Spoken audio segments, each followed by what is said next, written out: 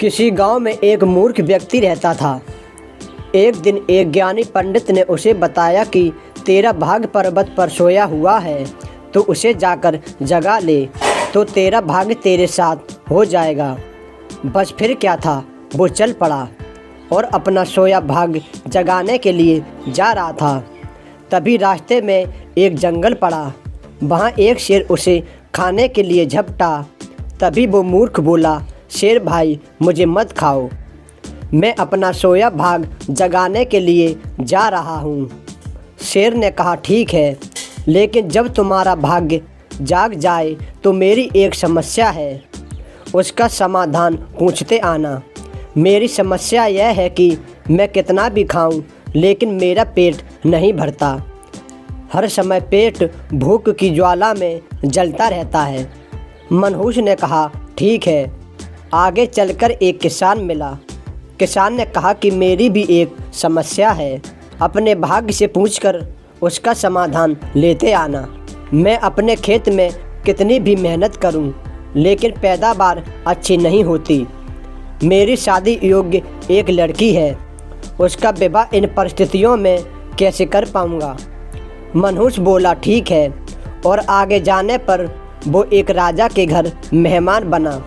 रात्रि में भोजन करने के बाद राजा को मालूम पड़ा कि वो अपना भाग्य जगाने जा रहा है, तो उससे कहा कि मेरी परेशानी का हल भी अपने भाग्य से पूछते आना।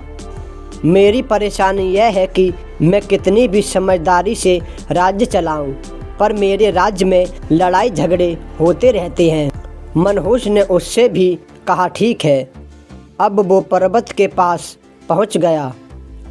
वहाँ पर उसने अपने सोए भाग्य को झंझोड़ कर जगाया और बोला उठो उठो, मैं तुम्हें जगाने आया हूँ। उसके भाग्य ने एक अंगड़ाई ली और उसके साथ चल दिया। उसका भाग्य बोला अब मैं तुम्हारे साथ हमेशा रहूँगा। अब वो मनहूस व्यक्ति मूर्ख ना रहकर बल्कि भाग्यशाली व्यक्ति बन गया था, और अपने भाग्य की बदौलत वो सारे सवालों के जवाब जानता था।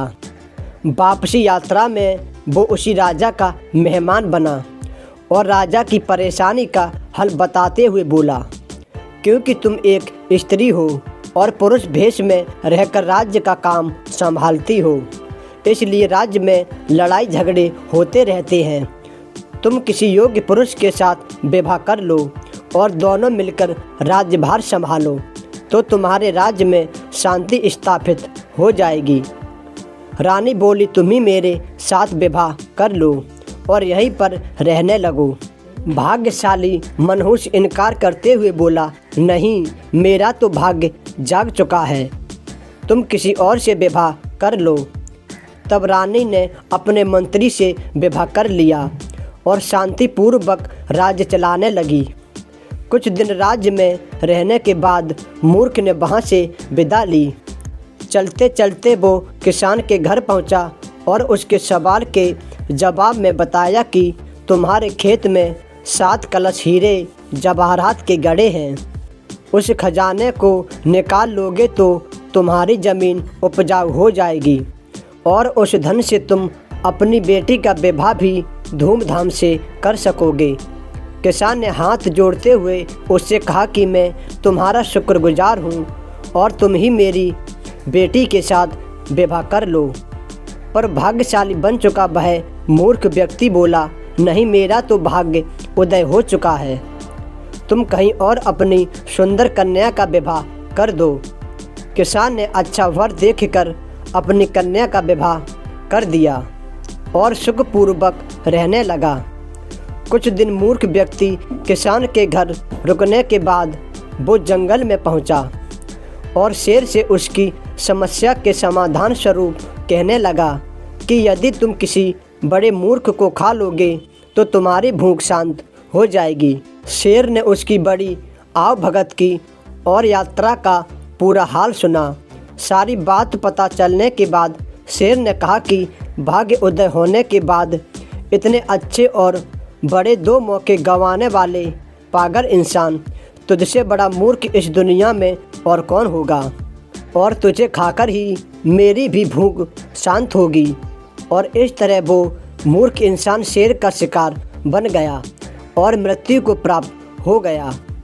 यह कहानी हमें सिखाती है, यदि आपके पास सही मौका जानने का विवेक और अवसर को पकड़ लेने का ज्ञान नहीं है तो भाग्य भी आपके पास आकर आपका कुछ भला नहीं कर सकता।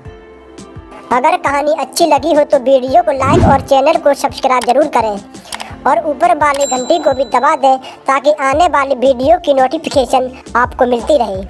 आपको किस तरह की कहानी चाहिए हमें कमेंट करके ज़रूर बताएं।